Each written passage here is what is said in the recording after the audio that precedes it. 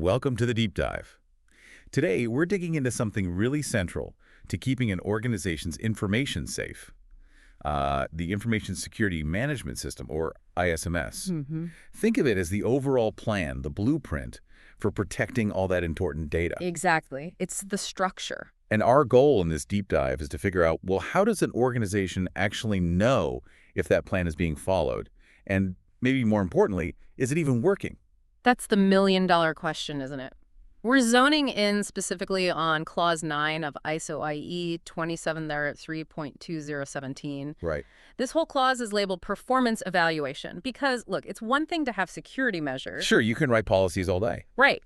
But you absolutely need to know if they're actually effective out there in the real world. Okay, so Clause 9. It looks like it has three main parts we need to unpack. That's right. 3 subclauses. And we're going to tackle them one by one. Yeah. So think of us maybe as your instructors for this bit, guiding you through this really critical aspect. Sounds good. Let's be instructors. First up is Section 9.1. That's monitoring, measurement, analysis, and evaluation. Bit of a mouthful. It is, but it breaks down nicely. So, as instructors, let's lay the foundation. This first part, 9.1, it's all about how an organization keeps, tabs on its security efforts and then figures out what all the information they're gathering actually means. And it's really important to get the difference between monitoring and measurement straight first. Okay, what's the difference there? Well, monitoring is more like checking the status, keeping an eye on things. Is the firewall running? Are backups completing successfully? Like checking the vital signs. Exactly like checking vital signs. Measurement, on the other hand, puts a number on it. It determines a value. Oh, okay. Like the percentage of systems patched within 7 days is, say, 92%. Or the number of phishing emails reported by users this month. It's quantifiable. Gotcha. So monitoring is watching, measurement is quantifying. Precisely. And often monitoring involves looking at a whole series of measurements over time. That's how you spot trends or, things going sideways. Right, not just a single snapshot, but the movie.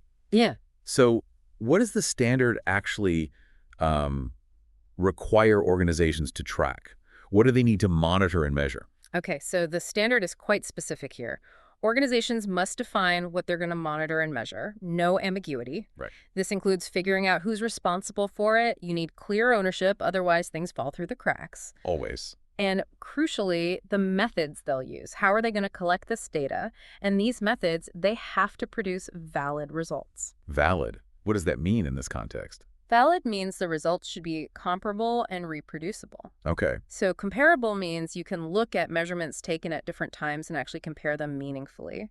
Reproducible means if someone else followed the same method, they should ideally get the same result. Like using a properly calibrated thermometer instead of just guessing if it's hot or cold. Exactly. You need reliable tools and processes. Otherwise, your data is shaky and your decisions based on it will be too. Makes perfect sense. Yeah. So you've gathered all this reliable data through monitoring and measurement. What happens next? That brings us to the analysis and evaluation part. And just like with monitoring and measurement, the organization has to lay out who's going to analyze this data, Right. when they're going to do it. It needs to be regular, not just whenever someone feels like it, and what techniques they'll use to make sure the analysis itself is sound, is valid. Okay. And this leads to evaluating 2 really key things. First, are we doing what we plan to do? Is our ISMS being implemented according to its own specifications? That's what we call evaluating information security performance. So are the controls we put in place actually up and running like they're supposed to be? Exactly that. Are we executing the plan? And the second aspect is, well, a bit broader. Okay. It's, are we achieving our overall information security goals? Are we doing the right things? Is the ISMS actually effective in protecting our information? That's evaluating the effectiveness of the ISMS. Ah, okay. So performance is doing things right, and effectiveness is doing the right things. You've got it. That's a great way to put it. Performance is about the process. Effectiveness is about the outcome. You mentioned earlier something about an information need. How does that fit in? Yes, the information need. As instructors, this is a concept we really want you to grasp. Think of it as the driving question. Okay. What key question or statement guides your monitoring and measurement? What do you really need to know to evaluate performance and effectiveness? Can you do an example? Sure. An information need might be something like, how well are we protecting our critical customer data from unauthorized access? Right. That specific question then tells you what you need to measure. Maybe it's firewall block rates, failed login attempts on the database servers, results from penetration tests against that data. Got it. So the need drives the metrics, not the other way around. Exactly. It keeps things focused. Because honestly, it's so easy to fall into the trap of measuring everything under the sun. Yeah, I can see that happening. Drowning in data. Precisely. And that's a crucial lesson here. Avoid measuring too much or measuring things that don't directly help answer those key information needs. It's costly, it wastes time, and it can actually hide the important signals in all the noise. Be selective. Be strategic. You got it. The standard also mentions 2 general types of measurements, which ties back to what we just discussed. Performance measurements, track if we completed planned activities. Did we do the security awareness training this quarter? Yes or no? Okay. And then there are effectiveness measurements. These look at the impact of those activities. Did that training actually reduce the number of clicks on phishing links? Did our new incident response plan actually improve our recovery time?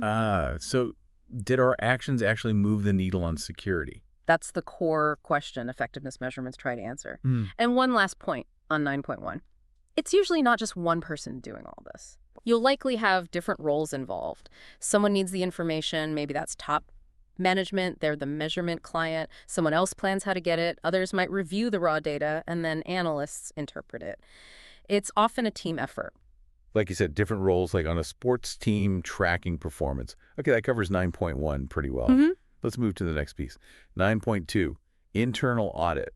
Sounds like giving the ISMS a checkup. That's a perfect analogy. Internal audits are exactly like regular internal health checks for your ISMS. Okay. Their main job is to give top management reliable information on whether the ISMS is, 1, meeting all its requirements, and 2, actually working effectively. And who does these checks? It can be internal staff or external parties, but the key thing, and as instructors, we have to stress the principles of auditing here, is that they must operate with integrity, present findings fairly, exercise due professional care, maintain confidentiality, be independent and objective. Independence is crucial, I imagine. Absolutely crucial. You can't effectively audit your own work without bias creeping in. And finally, they must take an evidence-based approach. Meaning findings have to be backed up by verifiable proof documents, logs, interviews, observations, not just gut feelings or opinions. Okay, solid evidence. So what specifically are these audits looking for? What are they auditing against? Good question. They assess conformity against several things. First, the organization's own ISMS requirements. That means its policies, its procedures, the controls it decided to implement. So are we following our own rules? Exactly. Second, they look at the framework for setting objectives, including checking if the risk treatments are achieving the intended outcomes. Are we managing risks the way we said we would? Right. Third, compliance with legal and contractual requirements that relate to information security.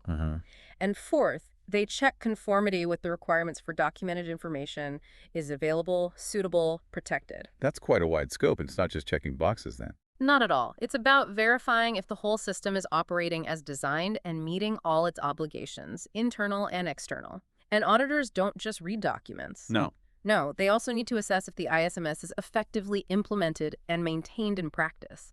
Are people actually doing what the procedures say? Are controls being kept up to date? Is it working day to day? Okay, so practical implementation too. Now, you mentioned earlier an audit program versus an audit plan. Can you clarify that? Sure.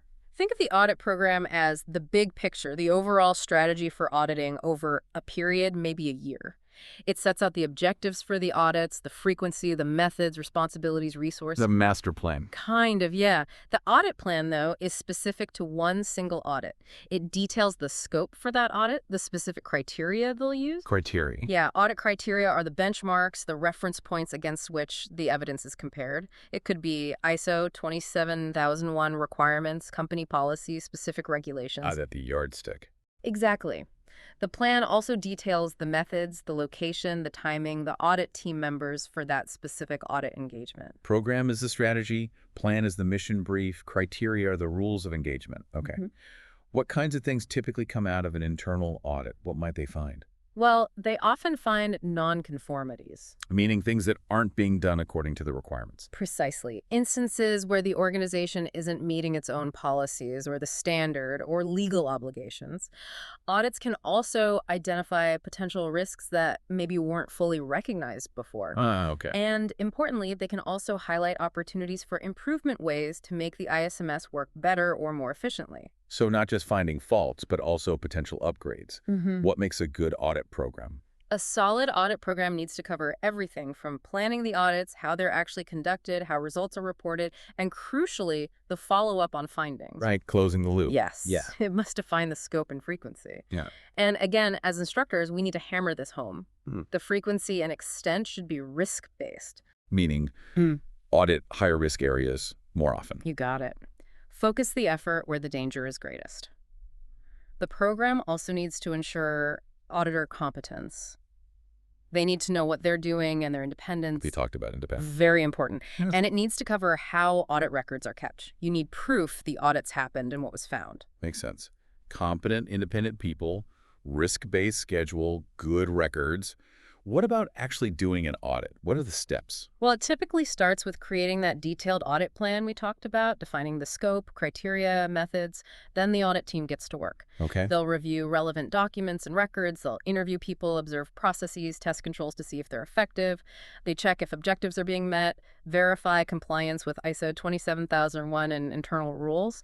And they'll specifically look at the statement of applicability, that list of chosen controls, and the risk treatment plan to make sure they align and are being followed. And if they do find a nonconformity, Yeah. something's wrong. Then there needs to be a process.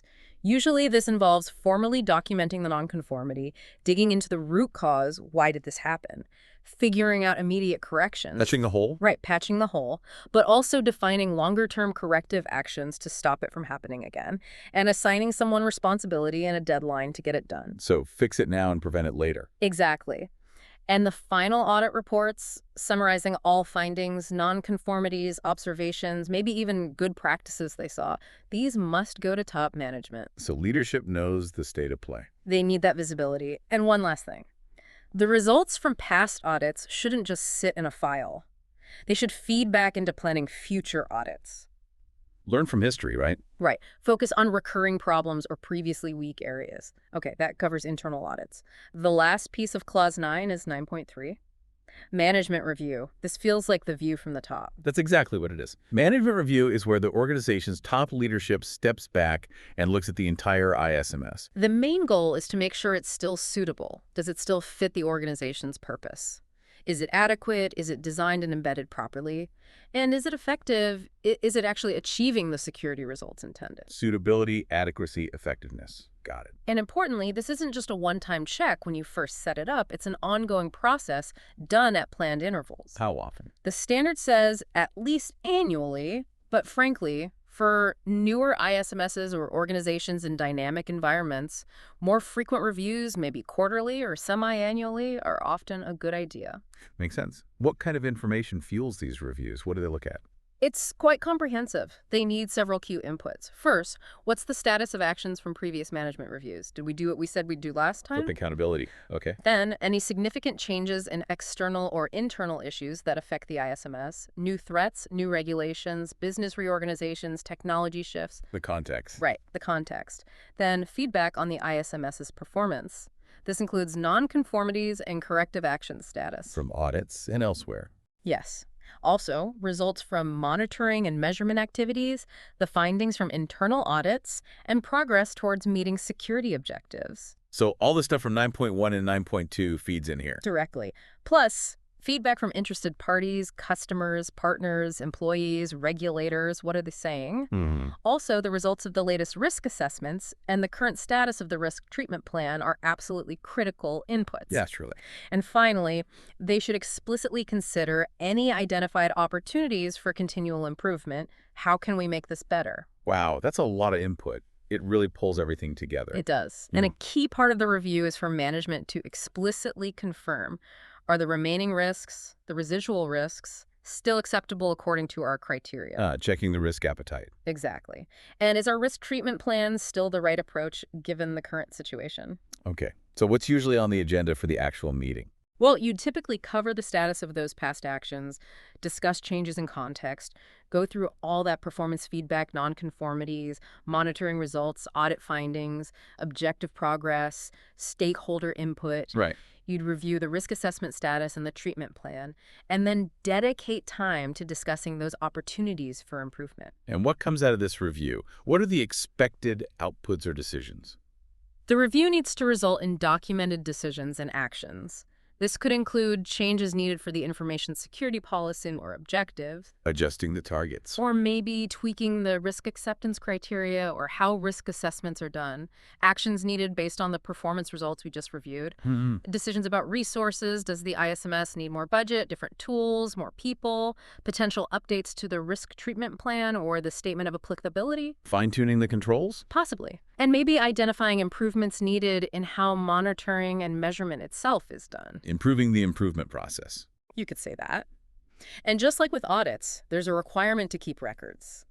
Documented information from these management reviews is essential evidence that they happened and what was decided, even if the decision is no change needed right now. Okay, so it's the formal, high-level checkpoint to ensure the whole system stays on track, relevant, and effective. That's the essence of it. It closes the loop, really. Performance is measured and audited, and then management reviews that information to steer the ship and drive improvement. For organizations with, multiple management layers, it's also key that these reviews happen in a coordinated way so info flows up and decisions flow down. This has been really illuminating, a proper deep dive into Clause 9. It's crystal clear that an ISMS isn't just a set of documents you create and forget about. Absolutely not. It's a living system. It needs that constant attention, the monitoring, the checkups through audits, and that high-level review by leadership to actually work and adapt. Exactly. As instructors, we hope we've shown how these three components, monitoring and measurement, internal audit, and management review, are absolutely vital. They provide the feedback loop necessary to understand if your security efforts are working and to make those necessary adjustments over time.